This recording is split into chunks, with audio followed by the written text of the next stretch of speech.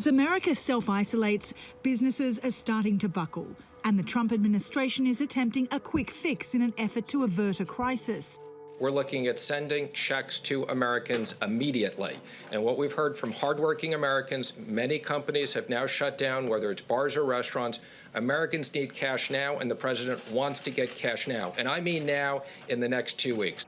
The bank checks of $1,000 each are part of a $1 trillion aid package that the White House is negotiating with Congress, which is expected to include a cut to the payroll tax, loans to small businesses, as well as $50 billion in aid to the airline industry. While Congress works well into the night, the rest of the country may soon not be allowed out of the house.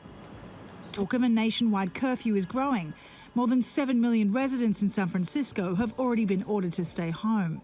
Other cities, like New York, may soon follow suit. I think New Yorkers should be prepared right now for the possibility of a shelter-in-place order. It has not happened yet, but it is definitely a possibility at this point. I believe that decision should be made in the next 48 hours, and it's a very, very difficult decision. I want to emphasize that. It is difficult anywhere in the United States of America. It is particularly difficult in a city with such a large population, so densely populated together. But it's not all doom and gloom. Amazon has announced it's hiring an extra 100,000 workers to help to deal with a surge in online shopping and giving raises to its current employees who are working despite coronavirus concerns. Welcome news not just for Amazon, but also to those in the service, travel and entertainment industries, many of whom fear they may be out of a job before this crisis is over.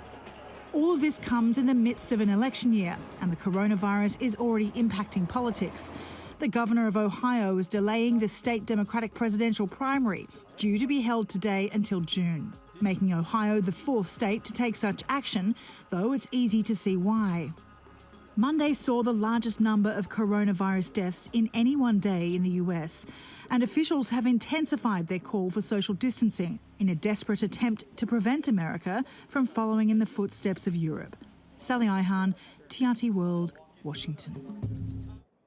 Well, for more on what's happening in the US, Santosh Rao joins us now from Princeton, New Jersey. He's the head of research at Manhattan Venture Partners. Welcome back to Money Talk, Santosh. Now, before we examine Donald Trump's $1 trillion stimulus package, can I just ask you about the markets? Because, as we know, turmoil has just returned to Wall Street. The circuit breaker has been activated there, prompting a halt in trading because of these sharp losses, which was in sharp contrast to what we saw in Tuesday, when we saw markets regained some ground after Monday's horror session. Can you tell us, why are investors selling off once more? Yeah, thanks for having me. I think they're a combination of events. I think the fear factor has taken over. There's a liquidity crunch. People just want to just get their money out. And there's also a lot of machine selling and margin calls and all that probably going on as well. A lot of technical factors as well. But I think overall, I think the fear of losing money has been more than all the stimulus packages coming in. People are just worried that they may not have their jobs and the economy is just going to get worse, which recession is definitely on the cards. I think all the economists have called that already. But I think the whole issue is it going to be a long recession, a short recession? There is going to be pain. So the government is trying to kind of smoothen the loss, the impact. So we'll see where it plays out. At this point, it's just just soften the blow, keep it together, do the social distancing, flatten the curve like they've been saying all along. So just kind of hold it down till we find a cure. Now, this sell-off has returned to markets despite the Trump administration proposing this huge stimulus package worth $1 trillion, which includes cash handouts to millions of Americans, as well as support for industry across the country. Tell us, do you believe that what Donald Trump has announced is enough to mitigate the impact from this outbreak? We still don't know. It's such a moving target at this point. They still have to narrow it down. Right now, the immediate focus is the short term, the people on hourly wages and people who are going to lose jobs in the near term for the shutdown for at least the 2 to 3 weeks. I think that's what they want to pay them out for and kind of keep them together.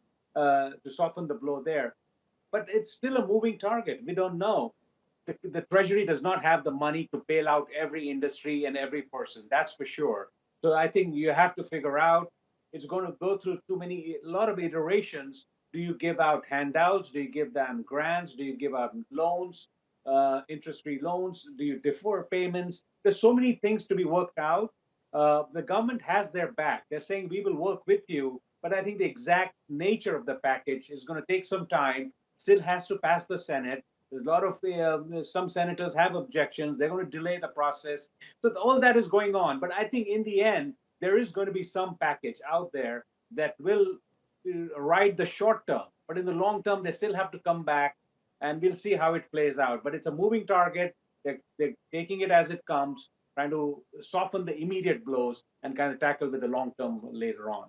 Now, this current outbreak is being compared to the 2008 financial crisis in terms of the extent of the shock to the US economy.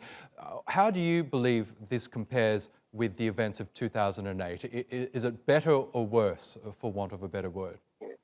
Yeah, I think the fear factor is worse. 2008 was different. That was more a financial crisis. It was a self-induced crisis. The banks there was a liquidity crunch. So there was a structural problem there. And this is a totally exogenous. No one expected this. So the fear factor, this is a life and death situation here. The other one was just in and out, just it was more institutional hit there. The banks had to be bailed out and all that stuff. So that's totally different. This one has a lot more ramifications. There's more long-term effect, and there's going to be death involved. And when you have death, there is fear, and then when there's fear, there's panic, and you see that in the stock market.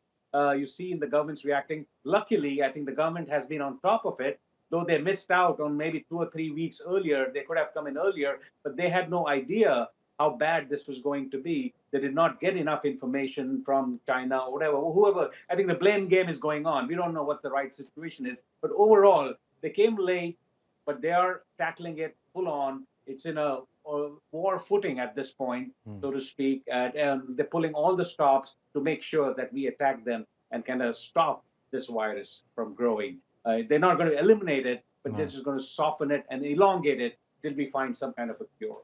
Okay, Santosh Rao, we'll see what happens to Donald Trump's proposed stimulus package. Thank you so much for your analysis, as always.